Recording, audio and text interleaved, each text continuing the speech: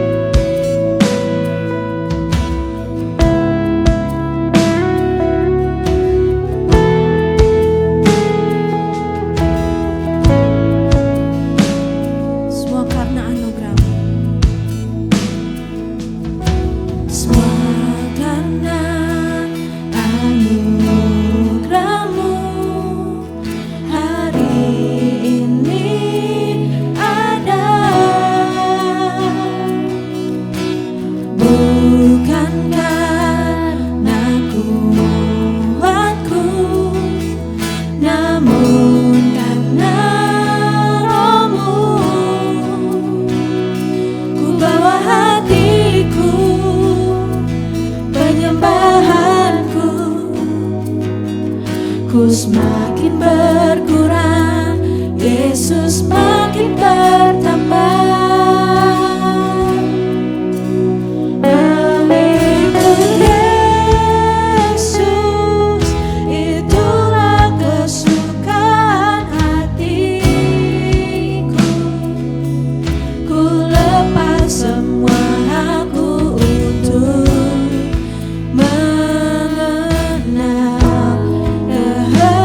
kehendaknya di hidup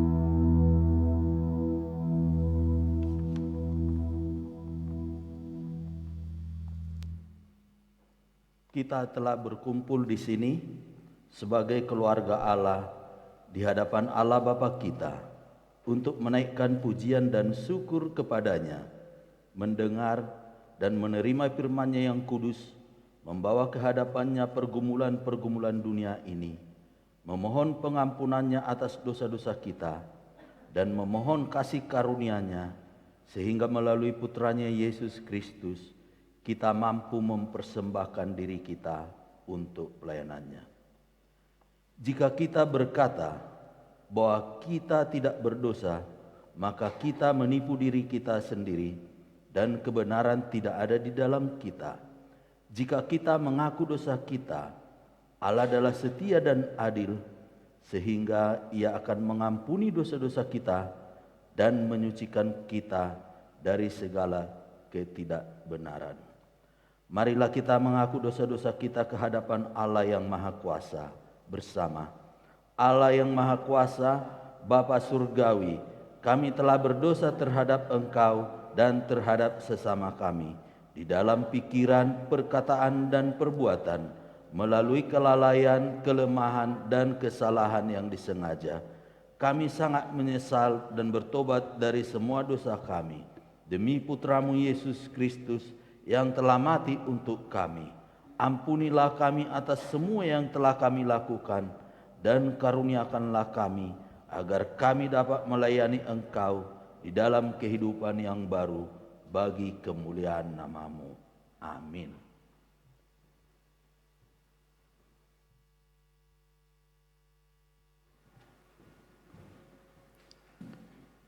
Saudara-saudara, Allah yang Maha Kuasa, yang mengampuni setiap orang yang sungguh-sungguh bertobat, mengasihani saudara, mengampuni dan melepaskan saudara dari semua dosamu, meneguhkan dan menguatkan saudara dalam segala kebaikan, dan memelihara saudara dalam kehidupan kekal melalui Yesus Kristus Tuhan kita.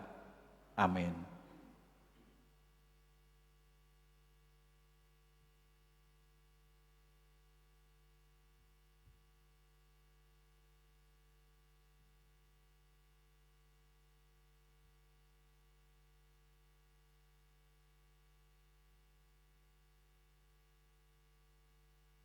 Pembacaan dari Perjanjian Lama terambil dari Kidung Agung 8 ayat 5 sampai ayatnya yang ke-7.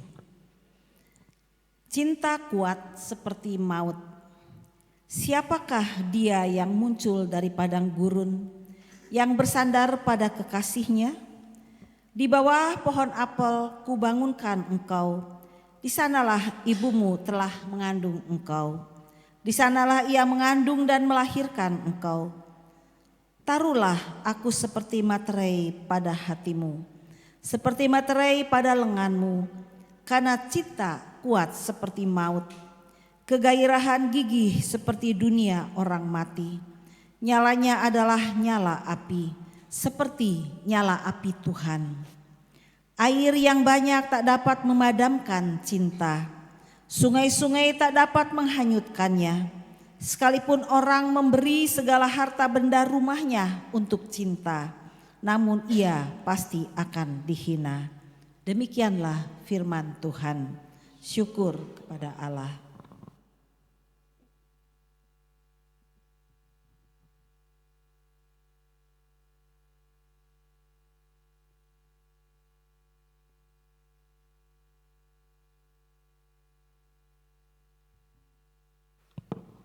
Pembacaan firman Tuhan yang kedua terambil dari kitab 2 Petrus 3 ayat 8 sampai 13. 2 Petrus 3 ayat 8 sampai 13.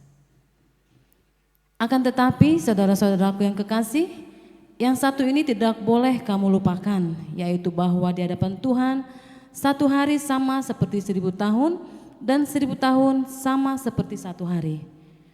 Tuhan tidak lalai menepati janjinya. Sekalipun ada orang yang menganggapnya sebagai kelalaian, tetapi ia sabar terhadap kamu, karena ia menghendaki supaya jangan ada yang binasa, melainkan supaya semua orang berbalik dan bertobat. Tetapi hari Tuhan akan tiba seperti pencuri. Pada hari itu langit akan lenyap dengan gemuruh yang dahsyat, dan unsur-unsur dunia akan hangus dalam nyala api, dan bumi dan segala yang ada di atasnya akan hilang lenyap. Jadi jika segala sesuatu ini akan hancur secara demikian, betapa suci dan salehnya kamu harus hidup, yaitu kamu yang menantikan dan mempercepat kedatangan hari Allah. Pada hari itu langit akan binasa dalam api, dan unsur-unsur dunia akan hancur karena nyalanya. Tetapi sesuai dengan janjinya, kita menantikan langit yang baru dan bumi yang baru di mana terdapat kebenaran. Demikianlah firman Tuhan.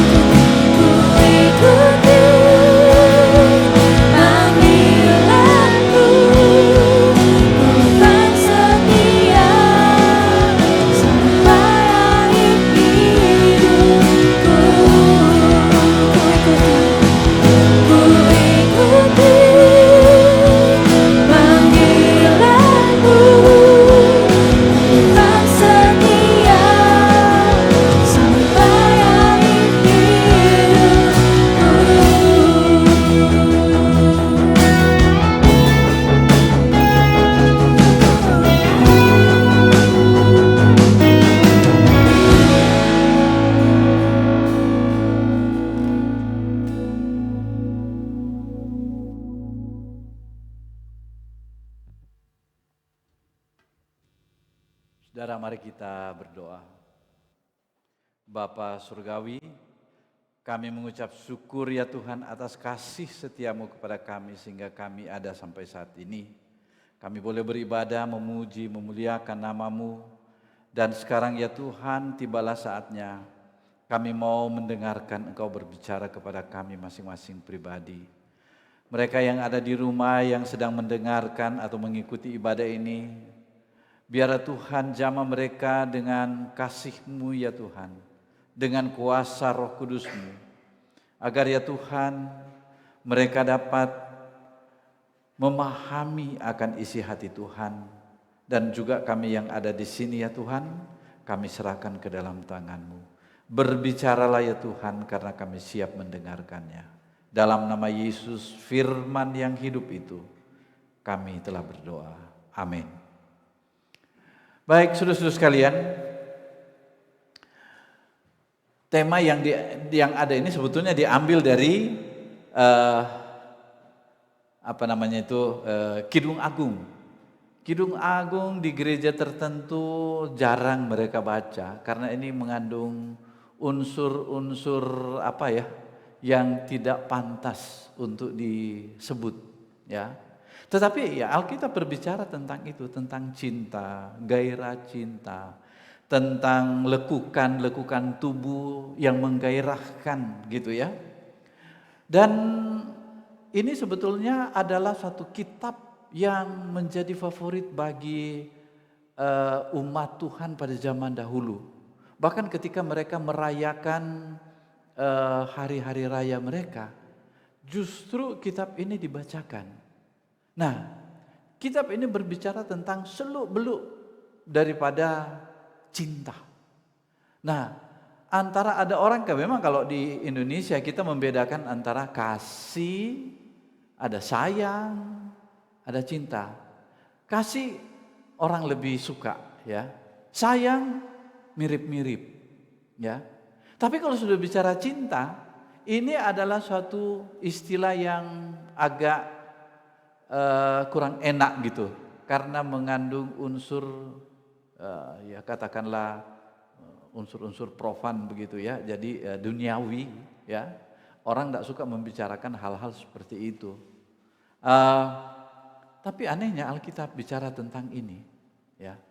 Jadi Alkitab menempatkan ciptaan Tuhan, wanita, perempuan atau pria, laki-laki itu diciptakan Tuhan demikian. Diciptakan Tuhan demikian. Dan dengan daya tarik seksual itu, daya tarik seks pada baik wanita terhadap laki-laki atau laki-laki terhadap wanita, itu daya tariknya itu diberikan oleh Tuhan. Tetapi itu adalah bagian dari rencana Tuhan untuk bagaimana seorang manusia itu, dua yang disebutnya itu manusia, laki-laki dan perempuan itu diberikan hak atau diberikan hak istimewa untuk melanjutkan pekerjaan Tuhan. Nah, pekerjaan Tuhan itu apa? Pekerjaan Tuhan itu kan mencipta. Nah, ketika laki-laki dan perempuan ini diikat oleh cinta, maka kemudian mereka itu menghasilkan keturunan. Jadi kita katakan bahwa keturunan atau anak-anak kita itu, yaitu adalah bagian dari ciptaan Tuhan. Ya. Nah, itu dari mana? Nah, itu dari cinta. Nah, kalau bahasa Inggris bilang itu love, cinta. Love itu diterjemahkan ya bisa suka, bisa kasih, sayang, dan cinta. Nah, itu yang ada dalam pemahaman seperti itu. Jadi ketika kita masuk ke dalam pemikiran duniawi, maka seringkali ini dibedakan bahwa ada yang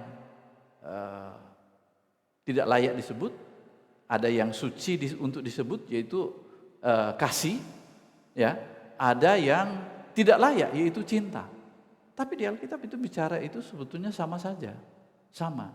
Nah, pertanyaannya ialah bagaimana kita memahami firman Tuhan, khususnya tentang cinta ini, nah inilah Kidung Agung itu. Inilah Kidung, dia buka semuanya itu. Ya. Jadi Alkitab menempatkan cinta biologis dan cinta perasaan, pikiran, pengorbanan itu di dalam satu paket. Dan ini adalah firman Tuhan. Ya. Nah, bagaimana cinta itu ditempatkan, inilah yang menjadi persoalan. Seperti di dalam kitab Kejadian, Allah ciptakan manusia, laki-laki dan perempuan. Sesudah itu apa yang firman Tuhan katakan? Lalu firman Tuhan bilang begini, bahwa dia ciptakan laki-laki dan perempuan, lalu Tuhan katakan beranak cuculah dan bertambah banyak. Allah memberkati mereka, lalu Allah berfirman kepada mereka. Jadi cinta itu harus ditempatkan di dalam firman Tuhan yang benar. Allah memberkati dulu, kemudian Allah perintahkan beranak cuculah. Tetapi di sini juga bukan hanya sekedar urutannya ini, tetapi juga ini menyangkut apa? Menyangkut kualitas daripada cinta itu. Nah, kalau orang itu hanya menempatkan cinta itu pada unsur biologis, materi, maka cinta itu akan berubah menjadi suatu bencana. Nah, seperti di dalam firman Tuhan dikatakan seperti yang dibacakan oleh Ibu Ertina tadi, yaitu cinta kuat seperti maut. Kuat seperti maut. Ya. Lalu dikatakan bahwa ayat 7, air yang banyak tidak dapat memadamkan cinta. Sungai-sungai tak dapat menghanyutkannya. Nah, ini perhatikan, sekalipun orang memberikan segala harta benda rumahnya untuk cinta, namun dia pasti akan dihina. Dengan kata lain bahwa cinta itu tidak bisa dibayar, diganti dengan materi. Dibayar dengan uang nggak bisa. Sehingga kita kadang-kadang memandang cinta itu dibayar dengan uang. Itu adalah penempatan cinta yang bertentangan dengan apa yang dimaksudkan oleh penciptanya. Oleh karena itu di dalam janji nikah kita itu, pasangan kita itu mau susah dia, mau senang kita kita bilang sumpah nikah. Tapi ini kita tidak menyebut sumpah karena di Alkitab bilang jangan bersumpah. Tapi ini adalah janji, komitmen kita kepada Tuhan adalah mau dia susah, mau dia senang, mau dia cacat, mau dia celaka. Saya suka dengan apa yang pernah menimpa saudara saya. Baru 2 minggu menikah, istrinya kecelakaan. Dan kakinya yang sebelah itu cacat. Baru 2 minggu. Tetapi sampai saat ini, sang suami itu tetap setia. Mandang dia sebagai istri yang diberikan oleh Tuhan. Jadi cinta ini harus diletakkan di dalam kerangka rencana Tuhan, pikiran Tuhan. Jadi cinta itu tidak boleh dipermainkan, nggak boleh. Walaupun barangkali pasangan kita itu suatu waktu barangkali sudah nggak ini lagi, sudah nggak berbentuk lagi ya, sudah tua lah, sudah keriput lah, sudah bengkok lah sana sini. Kita nggak bisa yang namanya itu dibilang di sini. Kalau cinta itu cuma diukur dari segi materi, itu termasuk di sini air, sungai, artinya apa? Gelombang, ombak dan gelombang yang melanda kehidupan kita ini sehingga kita itu kena virus lah, kena penyakit lah, kena ekonomi yang hancur lah. Kita tetap katakan, saya tempatkan cinta itu di bawah kacamata Tuhan, hati Tuhan. Karena ini rencana Dia. Dan oleh karena itu Tuhan bilang, yuk main-main dengan cinta, bencana. Namun di sini kan dibilang, iya pasti akan dihina. Kalau dibilang cinta itu kuat seperti maut, artinya apa? Yuk main-main dengan cinta, maut gitu. Itu lebih keras lagi gitu kan. Nah, saudara sekalian, Alkitab memang menggambarkan sedemikian rupa kalau kita lihat dari ayat 5 tadi, siapakah dia yang muncul dari padang gurun, yang bersandar pada kekasihnya? Di padang gurun, kebayang gak? Kalau Anda pergi ke padang gurun, aduh, memang memasuki Holy Land, masuk Yordan di kota aman, memang kelihatannya wah indah sekali itu, indah. Masuk ke Palestina itu juga begitu indah, ya. Melihat sungai Yordan di sana, melihat danau Galilea di sana, itu namanya tanah Palestina yang dihuni oleh dua bangsa, bangsa Israel dan bangsa Palestina. Nah itu tanah Palestina ini adalah tanah yang betul-betul indah. Tapi jangan salah, di sekitar mereka itu ada padang gurun. Di padang gurun ini saudara-saudara sekalian air susah, angin kencang. Makanya kalau lihat di sana itu seperti pasir yang bergelombang itu, kalau dilihat dari pesawat itu pasir yang bergelombang. Itu bukan pasir yang diinjak kemudian itu lembek seperti pasir, enggak. Itu batu cadas keras gitu. Makanya kalau mereka bikin jalan di sana, mereka tidak perlu batu di bawah itu. Yang menjadi pergumulan mereka bagaimana mau meratakan gunung yang kecil itu dengan bulldozer sehingga itu bisa rata dan bisa dibikin jalan. Bayangkan hidup di tengah gurun begini.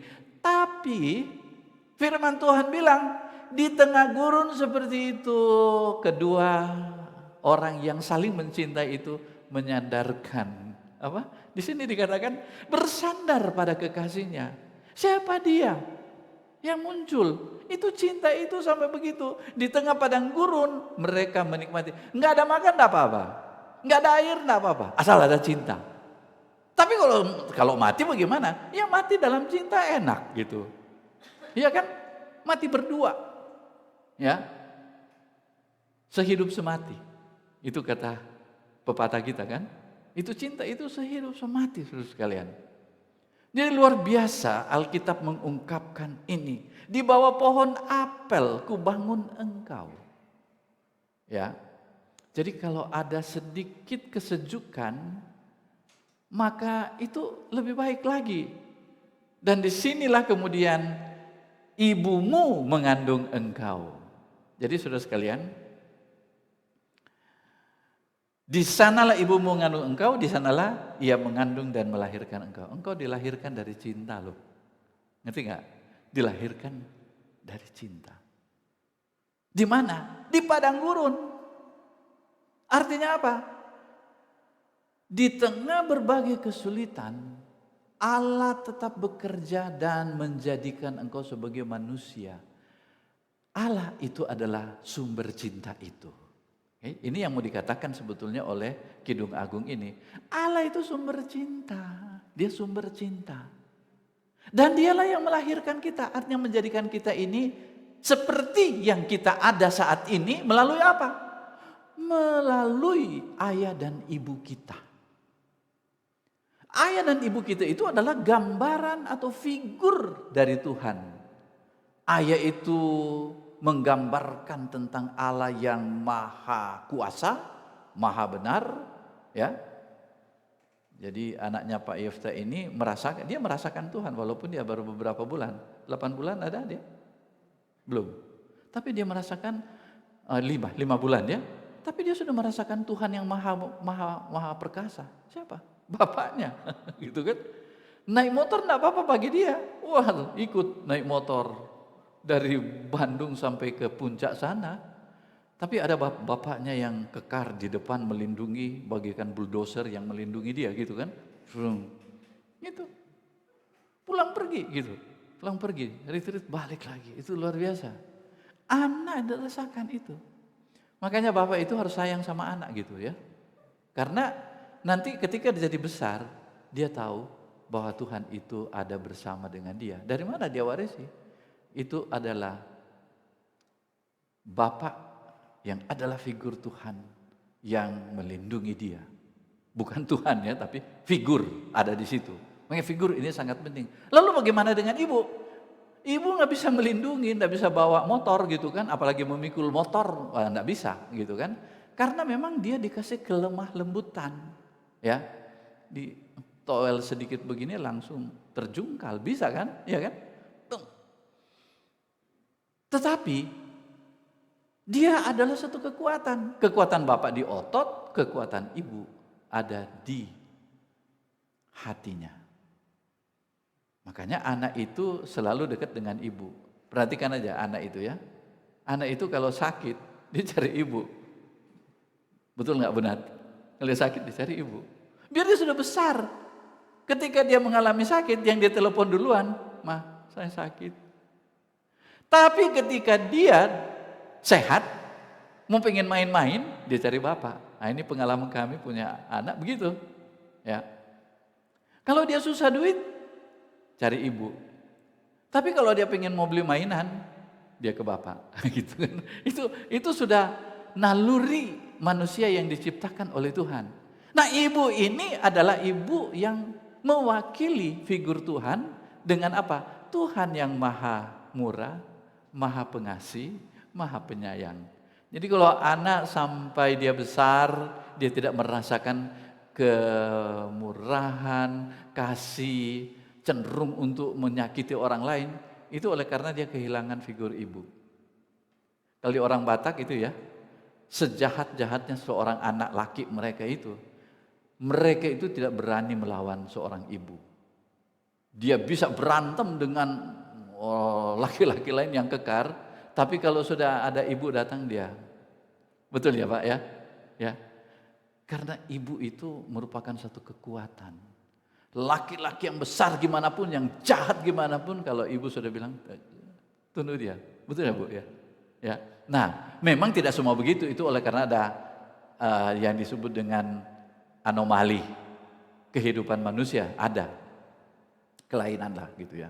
Jadi itu yang terjadi. Nah, sekarang kita lihat di sini bagaimana kasih Tuhan itu. Ya. Kalau di di kitab Kidung Agung ini, Tuhan digambarkan sebagai seorang yang betul-betul bergairah cintanya.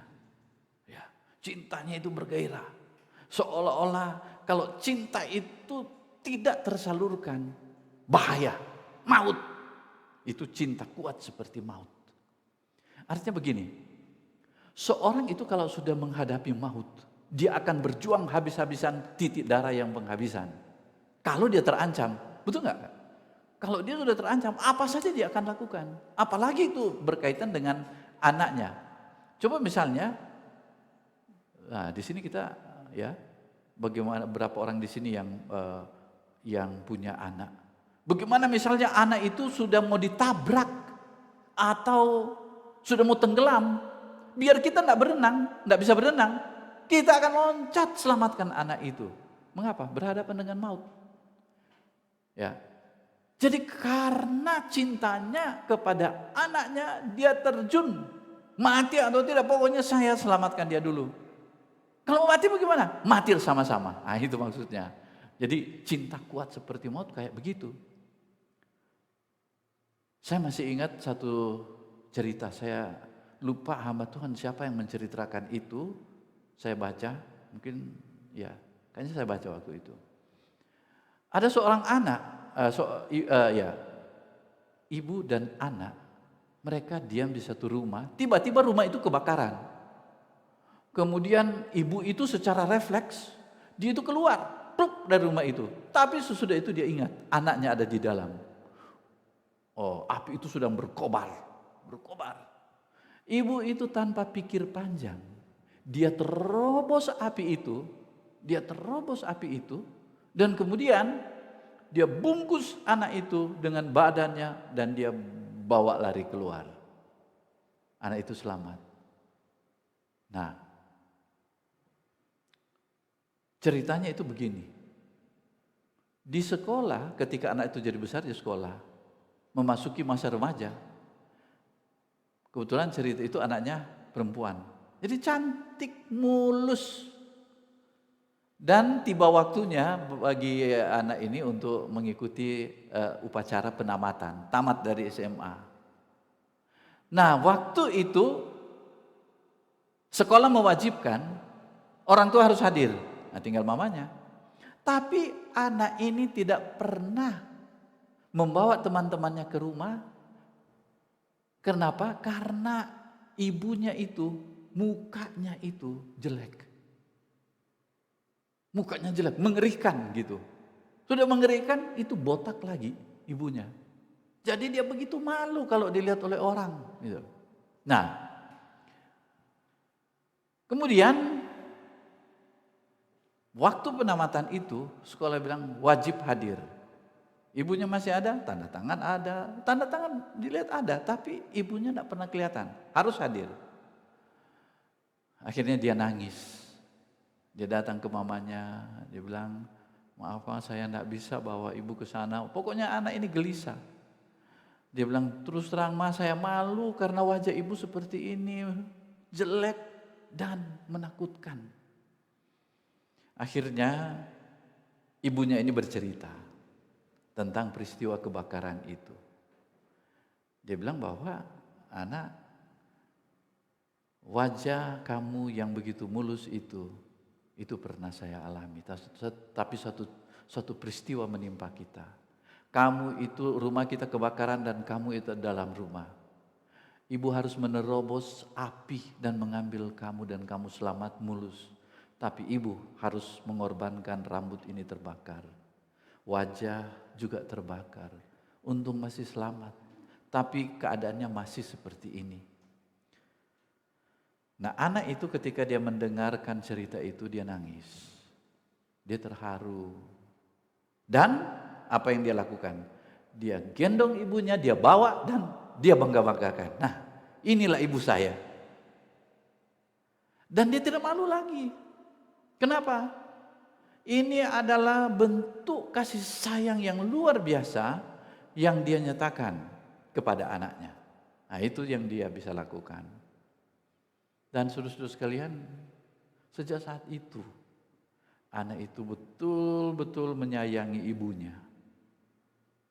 Nah, saudara-saudara sekalian, ketika dibacakan itu 2 Petrus pasal 3 tadi ya, 2 Petrus pasal 3 tadi, itu digambarkan bagaimana api yang membakar kita karena dosa kita, kesalahan kita.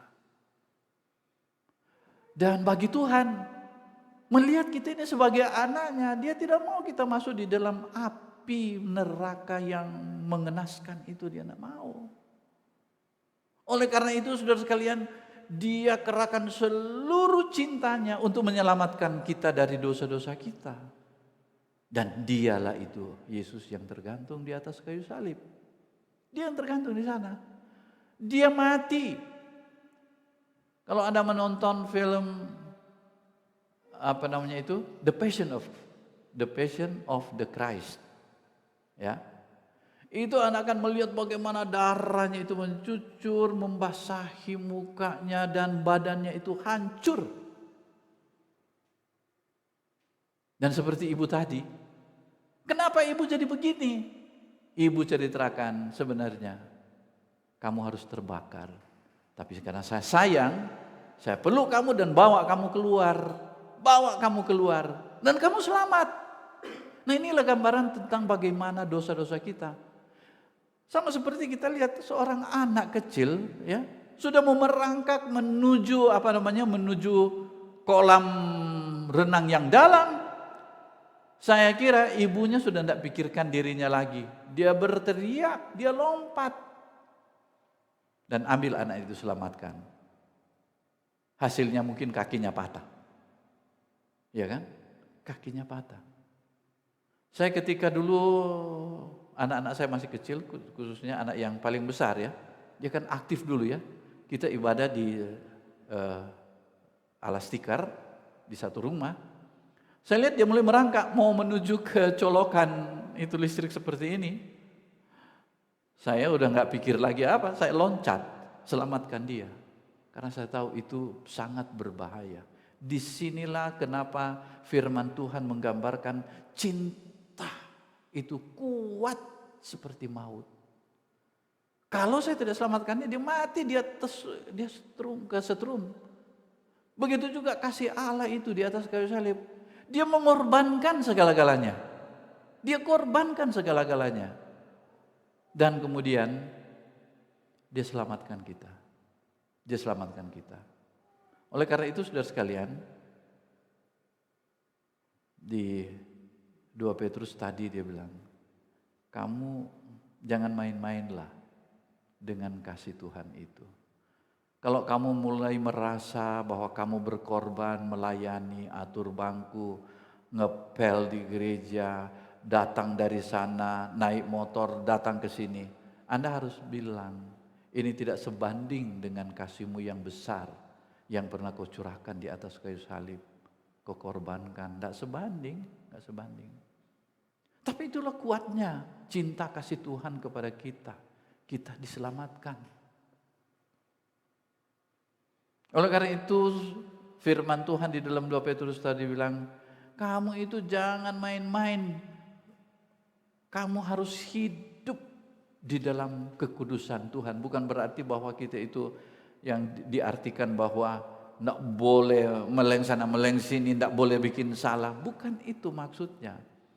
Tetapi kamu itu harus sadar sesadar-sadarnya bahwa kita itu diselamatkan oleh satu sosok yang sampai hancur, tubuhnya sampai hancur dan darahnya dicurahkan karena cintanya kepada kita. Jadi sehingga kalau kita katakan aku mencintaimu dengan segenap hatiku, itu kata Tuhan. Dengan seluruh keberadaan, saya mau rela hancur untuk itu. Ya memang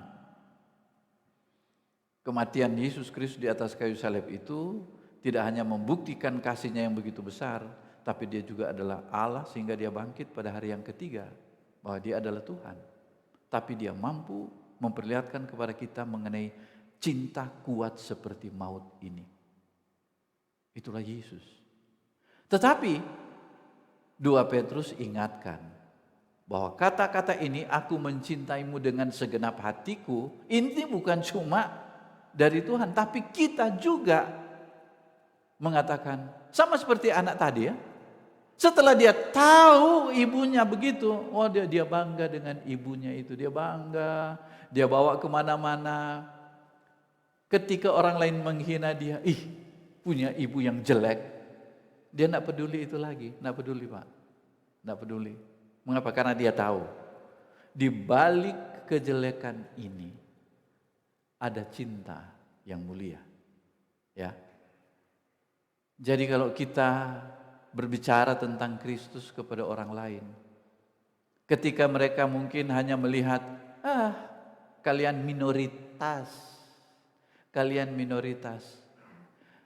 istilah minoritas merupakan ujian bagi kita. Betul enggak? Ujian.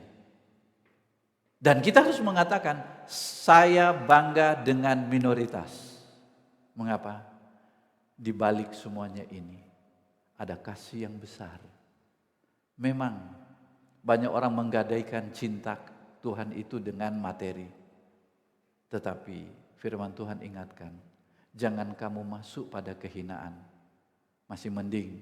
Tetapi kalau menggadaikan cinta itu, cinta kasih Tuhan itu, dengan penolakan, dia sudah mengatakan, I love you. Dia bilang, sorry, saya tidak mencintai engkau. Maka Tuhan bilang, maut. Jadi cuma ada dua pilihan. Kita menyambut cinta kasih Tuhan itu dengan apa? Dengan hati yang terbuka, pikiran terbuka, dan bekerja keras untuk Tuhan. Bukan supaya kita diselamatkan, tapi itulah ekspresi kita. Tetapi, dan kita diberkati. Tapi begitu kita tolak, itu seperti tadi. Si anak mau diselamatkan oleh ibu, malah dia tendang ibunya, gitu kan? Ini kebakar. Nah, kita tidak boleh menolak kasih Tuhan itu. Mari saudara kita sambut kasih Tuhan itu dengan apa ya? Dengan menyadari akan pengorbanannya di atas kayu salib. Yang kedua, kita tidak boleh main-main dengan dia. Yang ketiga, jangan pernah mengeluh dalam melayani Tuhan. Mari kita berdoa. Terima kasih Tuhan untuk kasih-Mu yang besar dalam hidup kami. Kami tahu ya Tuhan bahwa Engkau tidak main-main dengan kami. Kami pun juga ya Tuhan tidak mau main-main dengan Engkau. Kami mau hidup sesuai dengan kehendak Tuhan. Kami tidak mau tawar hati dengan hinaan-hinaan, sebutan-sebutan, dan materi kami yang barangkali dinilai oleh orang. Kami tidak mempunyai apa-apa. Kami hanya jalan kaki. Kami hanya naik motor. Kami barangkali naik mobil yang sederhana. Kami barangkali hanya memiliki uang yang sedikit. Kami mempunyai rumah yang disewakan. Kami mempunyai tempat ibadah yang berpindah dari satu tempat ke tempat lain. Tapi kami percaya di balik semuanya itu ya Tuhan, ada kasih yang besar yang Engkau tunjukkan kepada kami hari demi hari. Dunia ini boleh berubah. Dunia ini boleh makmur, Indonesia boleh makmur tapi juga boleh miskin. Tetapi Engkau tidak pernah menjadi miskin akan kasih-Mu kepada kami. Engkau tetap mencintai kami 100% dengan segenap hati-Mu, dengan segenap pengorbanan-Mu. Terima kasih Bapa di surga untuk firman-Mu yang menguatkan kami. Dalam nama Yesus kami berdoa. Amin.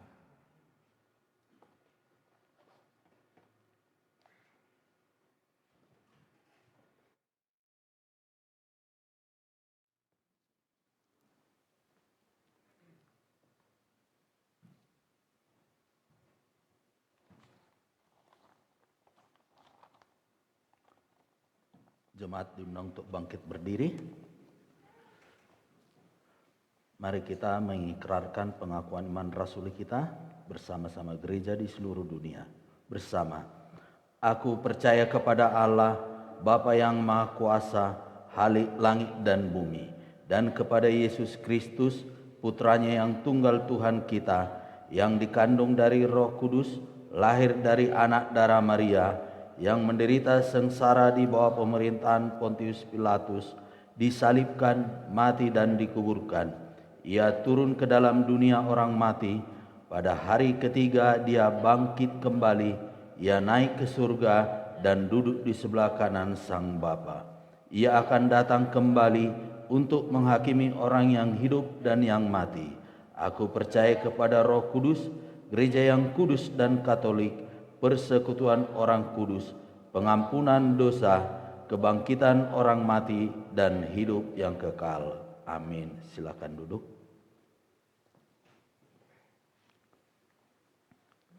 Kita akan masuk dalam doa syafaat. Mari kita berdoa. Ya Allah, pencipta dan pemelihara kehidupan manusia, kami berdoa untuk setiap orang dari setiap ras dan dalam setiap keperluan.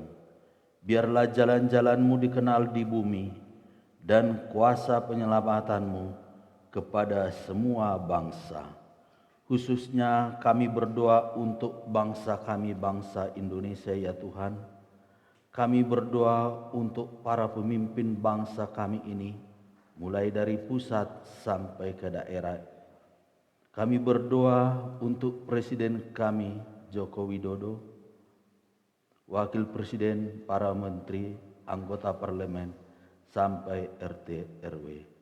Tuhan, berikan hikmat Tuhan kepada para pemimpin bangsa kami ini, dalam memimpin bangsa kami ini, dalam mengatasi segala persoalan bangsa kami ini ya Tuhan.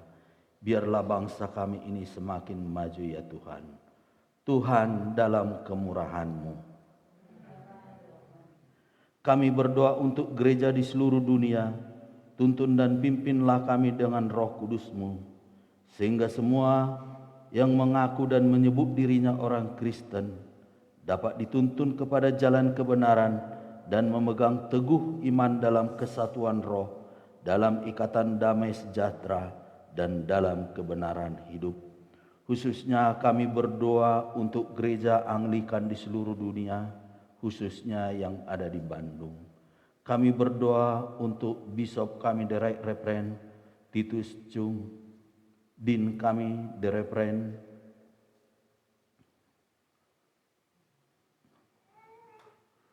Kami berdoa untuk Din kami Timothy Chong Kami juga berdoa untuk Asosiadin The Reverend Yopi Buyung. Tuhan, kami serahkan para pemimpin gereja kami ini ya Tuhan. Berikan pada mereka Tuhan hikmat. Biarlah roh-Mu Tuhan memenuhi mereka. Apapun Tuhan segala aktivitas mereka, pelayanan mereka, biarlah Tuhan menyertai mereka. Tuhan berkati keluarga mereka ya Tuhan. Kami serahkan para pemimpin gereja Anglikan ini hanya di dalam tangan-Mu. Kami juga berdoa untuk para pastor yang ada di Bandung ya Tuhan, dan para pengurus. Biarlah Tuhan juga memberkati mereka, menyertai mereka. Tuhan berkati segala aktivitas mereka ya Tuhan. Tuhan berkati keluarga mereka dan anak-anak mereka. Kami serahkan para pemimpin gereja Anglikan yang ada di Indonesia dan di Bandung ini hanya di dalam tangan-Mu. Tuhan, dalam kemurahan-Mu, dengarkanlah doa kami. Kami menyerahkan kepada kebaikan-Mu sebagai Bapa, mereka yang cemas dan tertekan dalam pikiran maupun secara jasmani. Hiburkanlah dan lepaskanlah mereka dalam keperluan mereka. Berikanlah kesabaran kepada mereka dalam penderitaan mereka, dan munculkanlah kebaikan dari kesulitan mereka. Khususnya kami berdoa untuk jemaat yang berada di sini dan yang ada di rumah masing-masing ataupun yang dimanapun mereka berada ya Tuhan. Kami serahkan jemaat ini hanya di dalam tangan-Mu. Biarlah Tuhan menyertai mereka. Tuhan berkati segala aktivitas mereka ya Tuhan. Tuhan berkati keluarga mereka ya Tuhan. Kalaupun mereka ada yang mengalami pergumulan sakit penyakit, biarlah Tuhan yang menyembuhkan mereka. Kalau juga mereka mengalami Tuhan kesulitan ekonomi, biarlah Tuhan memulihkan ekonomi mereka. Biarlah nama Tuhan selalu dimuliakan. Tuhan, kami menyerahkan juga anak-anak-Mu yang berulang tahun pada bulan ini ya Tuhan. Kami berdoa untuk saudari Bella ya Tuhan, yang berulang tahun tanggal 6 kemarin ya Tuhan. Biarlah Tuhan memberkati segala aktivitasnya ya Tuhan. Tuhan berkati pelayanannya ya Tuhan. Berikan padanya kesehatan dan hikmat ya Tuhan. Kami serahkan semua jemaat Anglikan yang ada di Bandung ini ya Tuhan. Tuhan, kami serahkan semuanya ke dalam tangan-Mu. Bapa yang Maha Pengasih, terimalah doa-doa ini demi Putra-Mu Juru Selamat kami Yesus Kristus yang telah mengajar kami berdoa.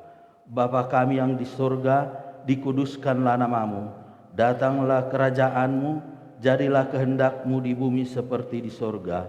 Berikanlah kepada kami pada hari ini makanan kami yang secukupnya, dan ampunilah kami akan kesalahan kami, seperti kami juga mengampuni orang yang bersalah kepada kami. Dan janganlah membawa kami ke dalam pencobaan, tetapi lepaskanlah kami daripada yang jahat.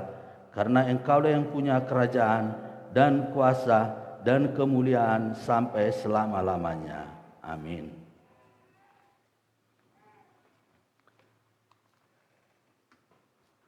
Kita akan memberikan persembahan kita kepada jemaat yang berada di rumah masing-masing, dapat mentransfer ke rekening gereja, dan yang melalui rekening gereja.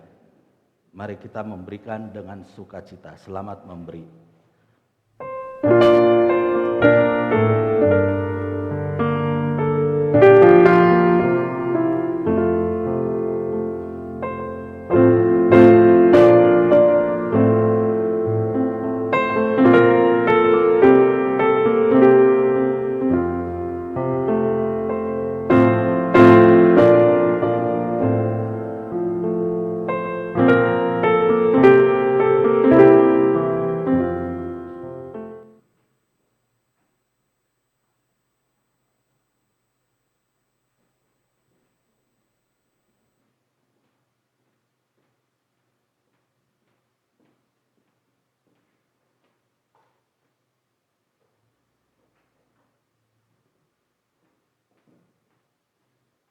Mari kita berdoa untuk persembahan kita.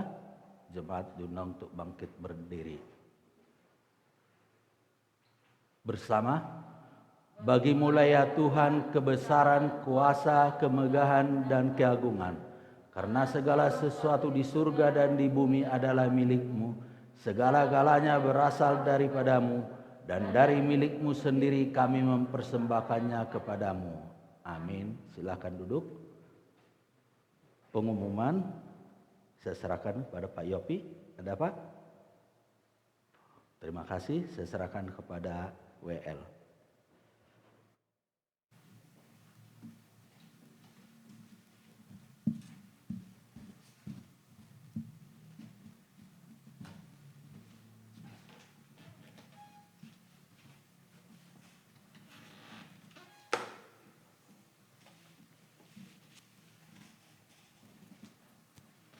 Baik Bapak Ibu, saya undang untuk bangkit berdiri. Kita akan mengakhiri ibadah kita pada siang hari ini.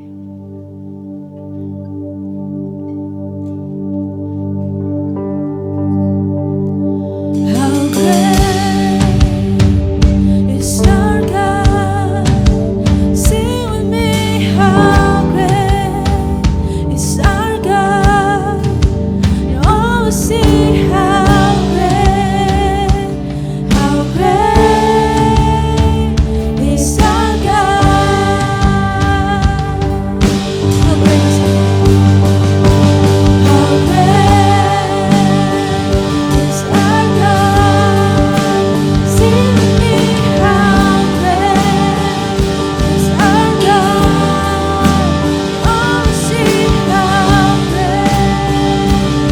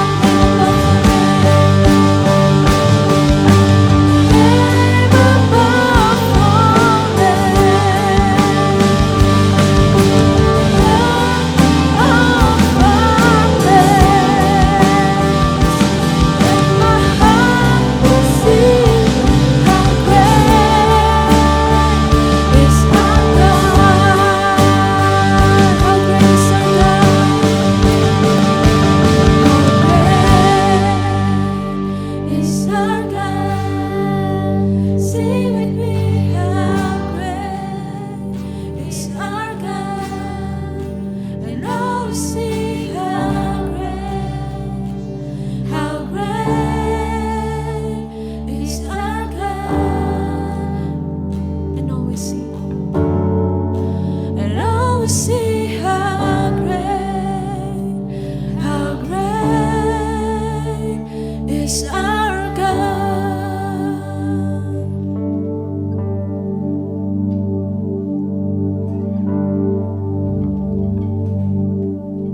Saudara sekalian, mari kita arahkan hati kita kepada Tuhan. Kita mau menerima akan berkat-Nya. Kasih karunia Tuhan kita Yesus Kristus dan kasih Allah dan persekutuan dengan Roh-Nya yang kudus menyertai saudara-saudara sekalian senantiasa. Bersama kita katakan, amin. Silakan duduk untuk saat teduh.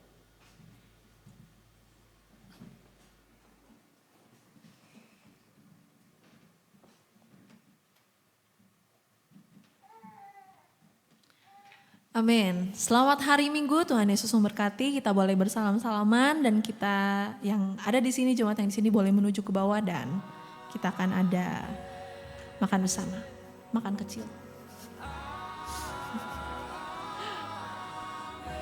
Bapak Ibu yang di Zoom juga boleh meng-unmute dan boleh saling menyapa.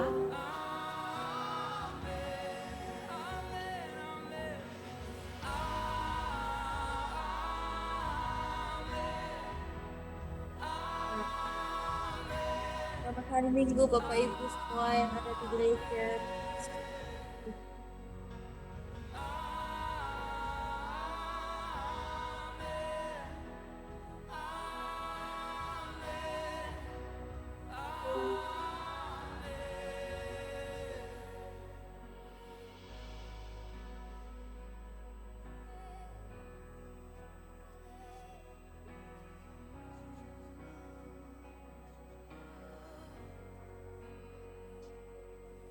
Selamat hari Minggu. Salam tak semua yang ada.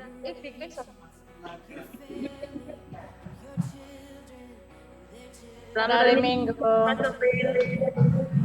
Selamat hari Minggu, Nat. Selamat hari Minggu semua.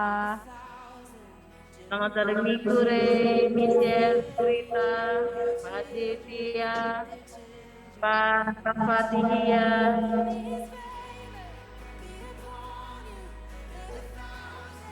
Ada cucu di rumah banyak, jadi saya nggak bisa hadir. Oh iya. Selamat hari Minggu, bilang Sergi. Selamat hari Minggu gitu. Kuat dong. Selamat hari Minggu. Malu dia. Ya, malu. Salam belum bersuara. Ada acara apa minggu ini? Tapi 17-an ya. Ada Bu, kecuali nanti mau tempat dinner. Soalnya habis 17 lah maunya ada acara kita. Ini 17 penuh, ada angklung, ada apa. Nggak ada, belum ada. Habis 17-an ya. Ya. Semoga ya.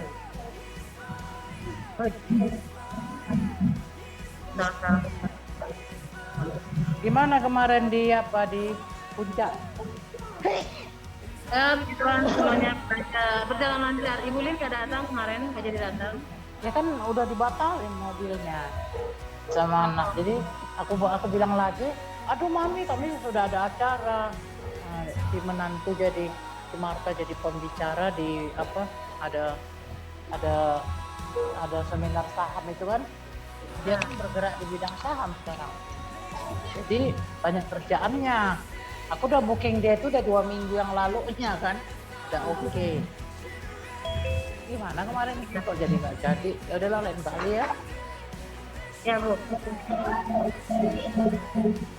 Oh Pati, selamat hari Minggu Pak Timi join ya.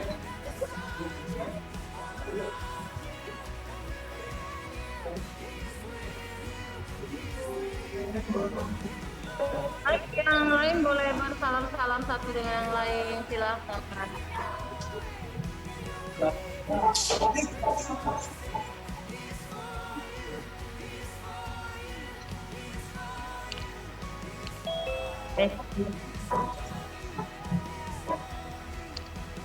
Wah, diapain tuh?